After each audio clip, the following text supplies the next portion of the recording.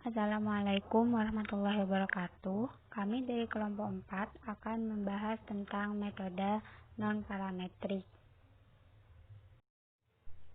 Pengertian statistik non-parametrik. Statistik non-parametrik adalah tes yang modelnya tidak menetapkan syarat-syaratnya yang mengenai parameter-parameter populasi yang merupakan induk sampel penelitiannya. Oleh karena itu, observasi-observasi independen dan variabel yang diteliti pada dasarnya memiliki kontinuitas. Uji metode non-parametrik atau bebas sebaran adalah prosedur pengujian hipotesa yang tidak mengasumsikan pengetahuan apapun mengenai sebaran populasi yang mendasarinya kecuali selama itu kontinu. Statistik non-parametrik adalah statistik bebas sebaran atau tidak mensyaratkan bentuk sebaran parameter populasi baik normal atau tidak. Selain itu, statistik non-parametrik biasanya menggunakan skala pengukuran sosial, yakni nominal dan ordinal yang umumnya tidak berdistribusi normal. Ciri-ciri statistik non-parametrik. 1. Data tidak berdistribusi normal. 2. Umumnya dilakukan pada penelitian sosial. 3. Umumnya data berskala nominal dan ordinal. 4. Umumnya jumlah sampel kecil. Metode-metode yang termasuk statistik non-parametrik. 1. Uji tanda. Sesuai dengan namanya, yaitu uji tanda, uji ini menggunakan tanda tambah atau kurang sebagai datanya. Uji ini membandingkan dua populasi. Bentuk datanya adalah ranking dan berpasangan. Untuk setiap pasangan dicari selisihnya, kemudian dihitung jumlah selisih positif dan jumlah selisih negatif. Jika selisih pasangan data bernilai 0 atau tanpa tanda, maka pasangan tersebut tidak dianalisis. Dengan demikian, jumlah sampelnya atau N dikurangi. Jika H0 benar, maka jumlah selisih positif dan jumlah selisih negatif kurang lebih sama atau masing-masing setengah dari jumlah sampel. H0 yaitu lokasi kedua populasi sama atau P sama dengan 0,5. H1 lokasi kedua populasi tidak sama atau P tidak sama dengan 0,5. 2. Lokasi populasi pertama sebelah kanan dari populasi kedua, maka P lebih dari 0,5. 3. Lokasi populasi pertama sebelah kiri dari populasi kedua, maka P kurang dari 0,5. Prosedur pelaksanaan uji tanda dengan sampel kecil.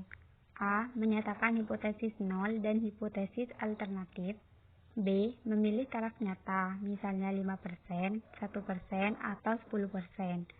C. Menghitung frekuensi tanda. D. Menentukan tanda beda antara pasangan observasi. E. Menentukan probabilitas hasil sampel yang diobservasi. F. Penarikan kesimpulan statistik tentang hipotesis 0. Menerima H0 jika probabilitas sampel, atau menolak H0 dan menerima H1 jika probabilitas hasil sampel. Contoh, PT Rimba Raya ingin mengembangkan alat pemotong kayu baru untuk mengolah kayu pada industri hilirnya. Perusahaan tersebut ingin melihat apakah alat baru tersebut lebih bagus dari alat lama yang telah digunakan. Dalam hal ini, perusahaan tidak tertarik pada tingkat efisiensi penggunaan alat. 10 pekerja dipilih secara acak untuk menguji alat. Setiap pekerja yang menggunakan satu alat lama dan memberikan nilai 1-10 di mana 1 sangat tidak bagus dan 10 sangat bagus. Kemudian pekerja disuruh menggunakan alat baru dengan memberikan nilai 1-10 di mana 1 sangat bagus dan 10 sangat tidak bagus. Dari ilustrasi di atas, apakah terdapat perbedaan nyata pada kedua alat pemotong kayu tersebut? Dapat dilihat pada tabel berikut. Berikut tabel data hasil pengamatan. N adalah jumlah observasi yang relevan. Jumlah tanda positif ditambah jumlah tanda negatif. 6 ditambah 3 sama dengan 9. R adalah jumlah tanda yang paling sedikit, sama dengan 3.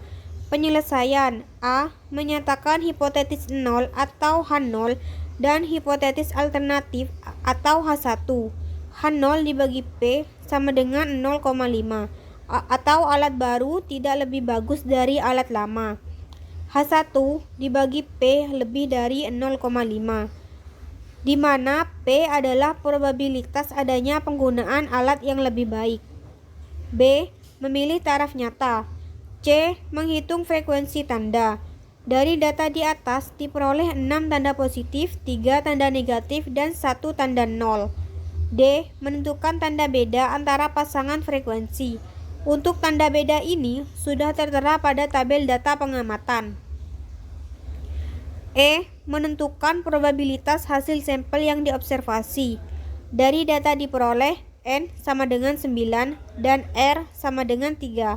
Maka dari tabel binominal diperoleh hasil bahwa N sama dengan 9 pada P sama dengan 0,50, R0 sama dengan 0,0020, R1 sama dengan 0,0176, R2 sama dengan 0,0703, R3 sama dengan 0,1641. F. Penarikan kesimpulan. Menerima H0 jika probabilitas sampel, menolak H0 dan menerima H1 jika probabilitas sampel. Dari hasil di atas diperoleh bahwa 0,05 kurang dari 0,2540, yang berarti terima H0. Maksudnya adalah alat pemotong kayu baru memiliki perbedaan nyata terhadap alat pemotong kayu yang lama. Atau dengan kata lain, alat baru dapat layak atau dapat menggantikan alat baru. Prosedur uji tanda dengan sampel besar. Jika jumlah sampel cukup besar dan jika pendekatan normal menerima terhadap distribusi binominal, maka aturan pengambilan keputusan yang berlaku sesuai dengan aturan distribusi Z, di mana rasio kritis atau CR dari nilai Z dihitung sebagai R adalah jumlah tanda positif, N adalah jumlah pasangan. Contoh, anggaplah bahwa dalam soal nomor 2 terdapat 33 konsumen di dalam sampel. Asumsikan pula bahwa hasil berikut telah diperoleh. Beda bertanda plus sama dengan 18, beda bertanda min sama dengan 12, beda bertanda 0 sama dengan 3, total sama dengan 33. N sama dengan 33. Penyelesaian. Jika taraf nyata sebesar 0,05 digunakan, aturan pengambilan keputusan dapat dinyatakan dengan format yang berupa sebagai berikut. Terima H0 jika CR kurang dari sama dengan 1,64, atau tolak H0 dan terima H1 jika lebih dari 1,64. Rasio kritis dihitung sebagai berikut. CR sama dengan 1,095 karena 1,095 kurang dari 1,64, maka hipotesis 0 akan diterima dalam hal ini. Kesimpulannya menjadi tidak terjadi perbedaan nyata antara nilai rasa kedua resep tersebut. Uji median. Uji median digunakan untuk menguji apakah dua atau lebih kelompok independen berbeda dalam nilai tengahnya. Dengan kata lain, apakah dua atau lebih sampel independen berasal dari suatu populasi yang mempunyai median yang sama, atau berasal dari populasi yang sama. Data yang digunakan sekurang-kurangnya berskala ordinal. Uji median untuk dua sampel independen. H0 adalah kedua sampel berasal dari populasi bermedian sama. H1 adalah median kedua populasi berbeda, atau uji dua sisi, atau median satu populasi lebih besar daripada median populasi yang lain. Jika H0 benar, kira-kira separuh skor masing-masing kelompok ada di atas median gabungan, dan separuh lainnya ada di bawahnya. Tahapan 1. Tentukan median gabungan, yaitu median untuk semua skor dalam kedua sampel. 2. Pisahkan skor masing-masing kelompok berdasarkan median gabungan dan masukkan frekuensi-frekuensi yang diperoleh dalam tabel seperti di bawah ini. Jika ada skor yang mempunyai nilai sama dengan median gabungan, Peneliti mempunyai dua pilihan solusi. Yang pertama, jika kasus yang nilainya sama dengan median gabungan sedikit dan N gabungan besar, maka nilai tersebut bisa tidak digunakan dalam analisis. Kedua, kasus yang nilainya sama dengan median gabungan dapat dibagi dua menjadi skor-skor di bawah median. Jika N kurang dari 20, gunakan uji Fisher-Exet. Tabel Fisher kenyataannya hanya untuk N kurang dari 15. Uji Fisher akan dibahas pada aset tulisan yang lain. Jika N lebih dari 20, gunakan uji Chi-square dengan koreksi kontinuitas seperti di bawah ini. Jika frekuensinya harapannya ada yang kurang dari 5, maka gunakan uji Fisher. Statistik uji Fisher seperti tabel di bawah ini. Jika P valus kurang dari A atau nilai, maka keputusannya adalah tolak HO. Untuk sampel besar bisa juga digunakan dengan pendekatan normal. Bisa dilihat di buku Applied Non-Pragmatic Statistics Wayne Daniel page 86 dengan uji statistik sebagai berikut. Uji Wilcoxon digunakan untuk menganalisis hasil-hasil pengamatan yang berpasangan dari dua data, apakah berbeda atau tidak. Wilcoxon Signet Rank Test ini digunakan hanya untuk data bertipe interval atau ratio. Namun datanya tidak mengikuti distribusi normal sebagai berikut, di mana N banyak data yang berubah setelah diberi perlakuan berbeda. T jumlah ranking dari nilai selisih yang negatif apabila banyaknya selisih yang positif lebih banyak dari banyaknya selisih negatif. Jumlah ranking T jumlah ranking dari nilai selisih yang negatif apabila banyaknya selisih yang positif lebih banyak dari banyaknya selisih negatif. Jumlah ranking dari nilai selisih yang positif apabila banyaknya selisih yang negatif lebih banyak selisih yang positif. Contoh soal. Universitas Gadjah Mada setiap tahunnya menerima mahasiswa baru melalui jalur-jalur khusus, misalnya PBOS dan PBUPD.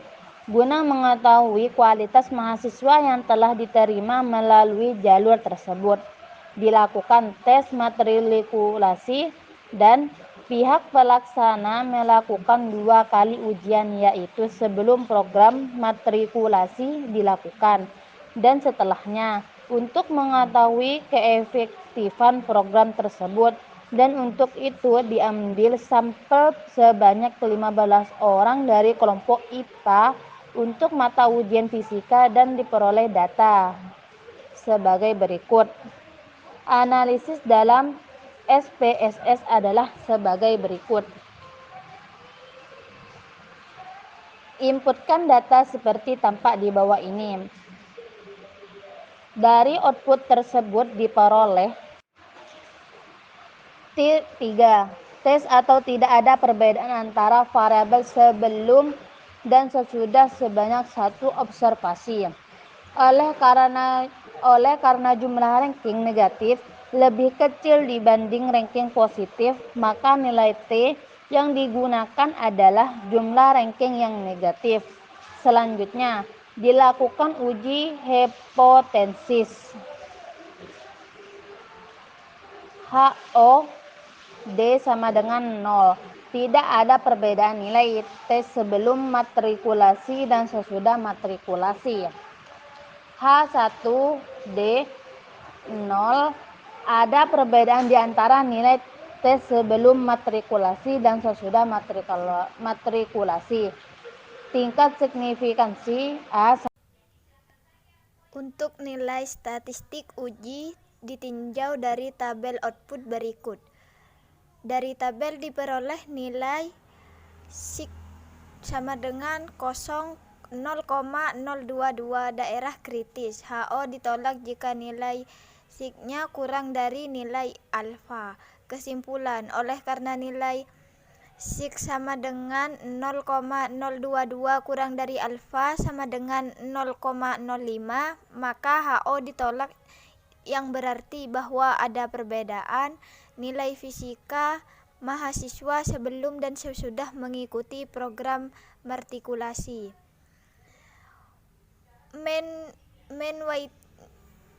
Uji non-parametris yang digunakan untuk mengetahui perbedaan median dua kelompok bebas apabila skala data variabel terikatnya adalah ordinal atau interval atau rasio tetapi tidak berdistribusi normal. Berdasarkan definisi di atas, uji Mann-Whitney mewajibkan data berskala ordinal, interval atau rasio.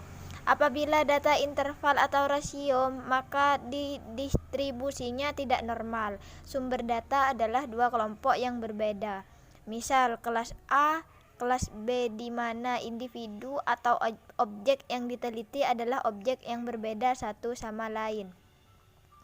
Pengertian uji Mann-Whitney merupakan pilihan uji non-parametris apabila uji independen t-test tidak dapat dilakukan oleh karena asumsi normalitas tidak terpenuhi. Tetapi meskipun bentuk non-parametris dari uji independen t-test, uji Mann-Whitney u-test tidak menguji perbedaan mean atau rata-rata dua kelompok seperti layaknya uji independen t-test, melainkan untuk menguji perbedaan median atau nilai tengah dua kelompok.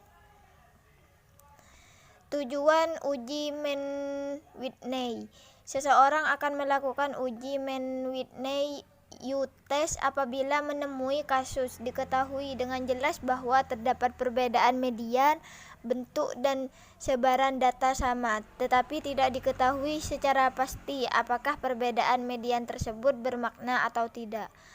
Untuk lebih jelasnya bisa dilihat gambar yang di bawah ini. Sensitivitas Mann-Whitney u-test.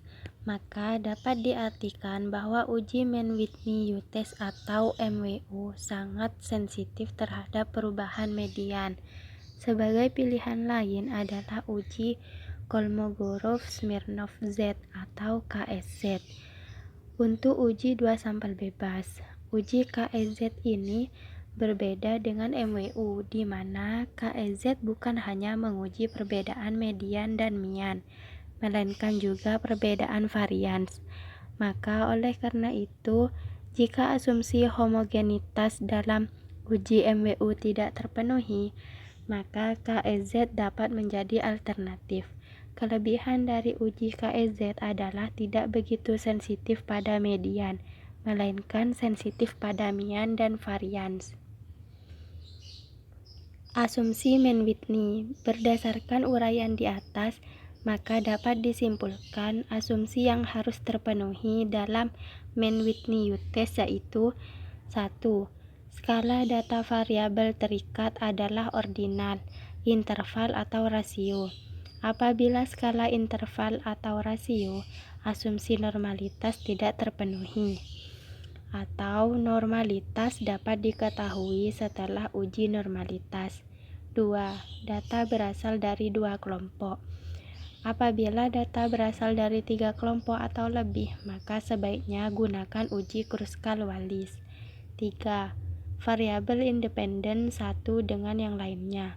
Artinya data berasal dari kelompok yang berbeda atau tidak berpasangan. 4. Varians kedua kelompok sama atau homogen, atau karena distribusi tidak normal. Maka uji homogenitas yang tepat dilakukan adalah uji Leibniz test, di mana uji Fisher-F diperuntukkan bila asumsi normalitas terpenuhi. Asumsi poin 1, 2, dan 3 tidak memerlukan uji tersendiri, sedangkan poin 4 jelas perlu sebuah uji yang dapat menentukan apakah kedua kelompok memiliki varians yang sama atau tidak. yaitu disebut dengan uji homogenitas. Sehingga secara garis besar pada uji Mann-Whitney diperoleh dua sampel random yang ukurannya bisa berbeda dan bisa sama, misalnya X1, X2 sampai Xn dari populasi X dan Y1, Y2 sampai Ym dari populasi Y.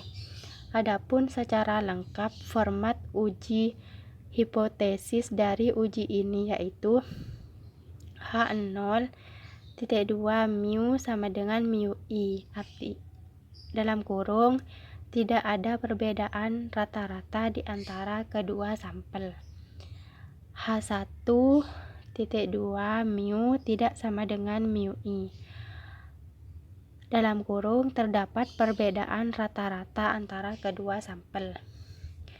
Z sama dengan U dikurangi 1/2 dikali N1 dikali N2 dibagi akar 1/12 kali N1 dikali N2 dalam kurung N1 ditambah N2 ditambah 1 tutup kurung. Statistik uji di mana UX sama dengan N1 dikali N2 ditambah dalam kurung setengah kali NX kali dalam kurung NX plus 1 dikurangi RX dengan X sama dengan 1 untuk sampel 1, 2 untuk sampel 2. RX sama dengan jumlah ranking tiap sampel. N1 sama dengan banyaknya sampel pada sampel 1. N2 sama dengan banyaknya sampel pada sampel 2. Daerah kritis H0 ditolak jika nilai absolut Z hitung lebih besar dari nilai ZA dibagi 2. Contoh kasus untuk sampel kecil dalam kurung U kurang dari sama dengan 20 dengan tabel sebagai berikut. Pembahasan untuk sampel kecil U kurang dari sama dengan 20. Pemilihan metode dari kasus ini yaitu menggunakan uji beda dua rata-rata independen. Dari tujuannya, kita menggunakan analisis perbandingan dua rata-rata independen, kemudian dari data yang digunakan, yaitu interval, sehingga perlu uji normalitas terlebih dahulu untuk menentukan apakah menggunakan Mann-Whitney atau uji T beda dua rata-rata independen. Dalam contoh ini, kita anggap saja data tidak berdistribusi normal, sehingga di sini kita menggunakan uji Mann-Whitney. Hipotesis H0 denyut nadi wanita sama dengan denyut nadi pria. H1 denyut nadi wanita berbeda dengan denyut nadi pria, sehingga kita dapatkan tabel yang seperti ini. Selanjutnya, jumlahkan nilai jenjang untuk masing-masing sampel. Seperti ini datanya.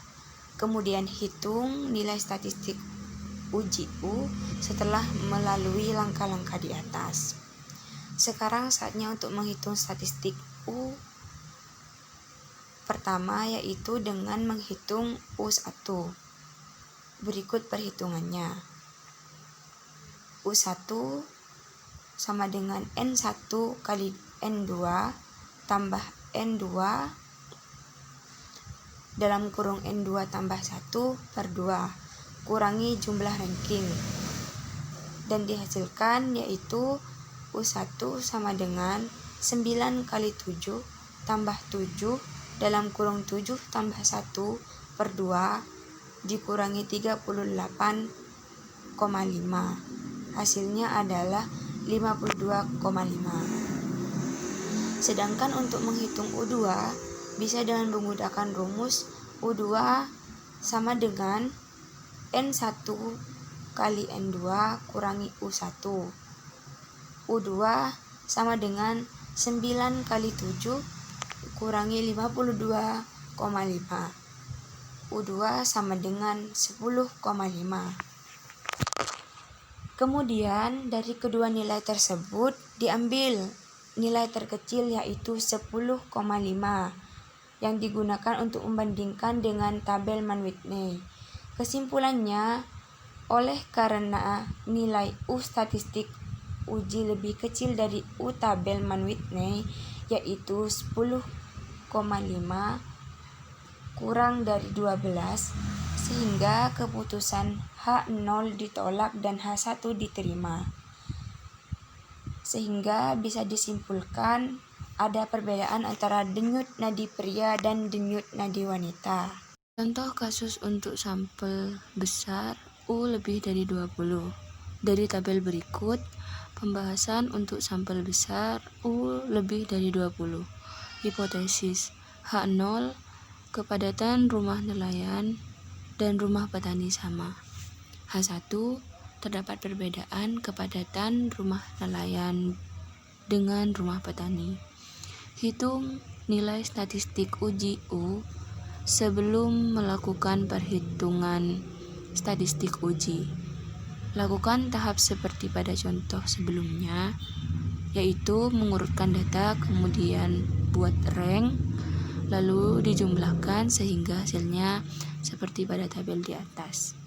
Kemudian langsung ke perhitungannya, yaitu seperti di bawah ini.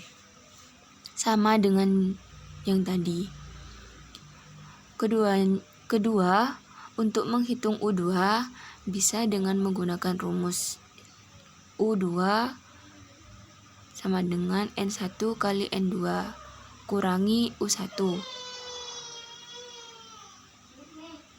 Dimasukkan, yaitu 15 kali 22 kurangi 164. Hasilnya 166. Berbeda dengan sampel kecil, untuk sampel besar menggunakan tabel Z, sehingga perlu mencari nilai Z dari nilai U yang telah diperoleh. Sedangkan apabila kita memasukkan nilai U2, maka hasilnya yaitu kebalikan dari U1, yaitu positif 0,0309. Jadi tidak perlu dihitung lagi. Kemudian yang diambil yaitu yang positif, sehingga yang dibandingkan nanti 0,0309 sehingga memperoleh Z. Maka langkah terakhir yaitu mencari nilai Z. Nilai tabel pada Z uji dua arah dengan alfa sama dengan 5%, yaitu 1,90. Kesimpulannya, oleh karena nilai statistik uji Z lebih kecil dari nilai tabel Z, yaitu 0,0309 kurang dari 1,96, sehingga keputusan H0 diterima, H1 ditolak. Sehingga bisa disimpulkan tidak ada perbedaan kepadatan rumah nelayan dan petani, atau kepadatan rumah nelayan dan petani sama. Jika penjelasan dari kelompok kami kurang dimengerti, mohon ditanyakan. Kurang lebihnya mohon maaf. Wassalamualaikum warahmatullahi wabarakatuh.